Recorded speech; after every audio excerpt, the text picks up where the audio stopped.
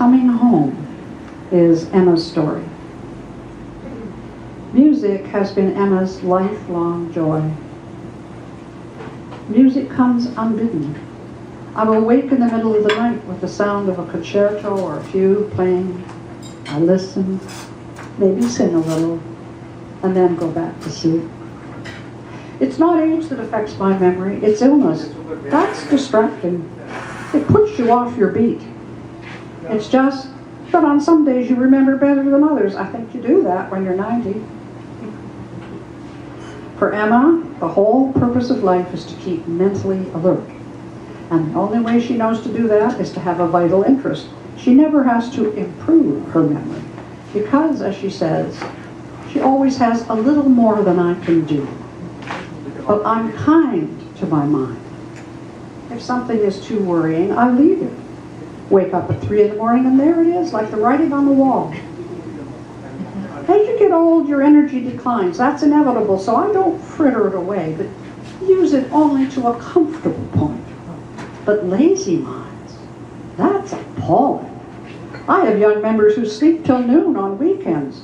They miss so much, they never see the trees and the birds and the light of the early morning. Unhappy memories are as vivid to Emma as happy ones. In fact, according to her, the habit of deliberately forgetting unpleasantness is the beginning of a bad memory. She doesn't forget them, but doesn't dwell on them. Rarely talks in any detail about the hardships and humiliations in her life, even to people she knows well, as she says.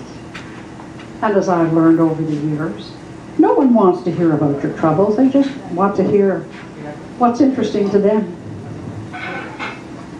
Emma needs a magnifying glass for the telephone book. Her hearing is poor. Arthritis hinders the long walks she loves. Fatigue overtakes her more quickly and more often than it used to, which is inevitable, she says. I rest every afternoon if I'm going out at night. Groceries can be delivered for seniors, although I miss talking to people I meet. Small towns are like that, you know. I've always said that the best way is to make a plan, and then forget about worrying. You plan ahead so you won't be taken by surprise, I say. No. Change won't come as a shock. When she reached 90, Emma said that she could think of herself as an old woman of many years of experience, which gave her a certain authority on quite a few subjects. In her opinion, the causes of a poor memory are indifference, fear, loneliness, and boredom, which have a debilitating effect on the mind. Indifference is a dangerous habit, she said. Like indifferent parents whose children go astray because they've not been brought up with loving rules, and indifferent children who forget about their parents in old age homes, condemning them to loneliness because they're afraid of the old, afraid to see what they'll become, afraid of death, which is inevitable, so there's no point being afraid. At 97, Emma was too tired to do everything that needed to be done, and had to leave her beloved home, the place she could always come back to, and move to the nursing home she'd helped to build. She became angry and querulous at the extent of the impossible and inevitable. Her rebellion is not seen as feisty. It turns people off, as she had foreseen about others. Caregivers have no fond memories to relate to her stories. Her relatives have heard her stories time and again and are impatient. There's seldom anyone who wants to listen to her story. So the memories she needs to talk about to maintain her well-being can fade. And so Emma lets go of expecting herself to be active and useful, the way her society and she defines aging well, and turns inward to the sights and sounds that will give her pleasure. On my last visit, she doesn't hear me at first when I knock at the door of her room.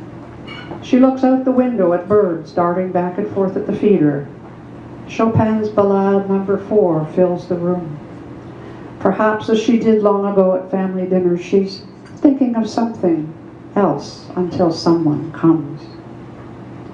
Are the sounds of nature and music forms of love which ever remembering enough to stave off indifference, fear, loneliness, and boredom?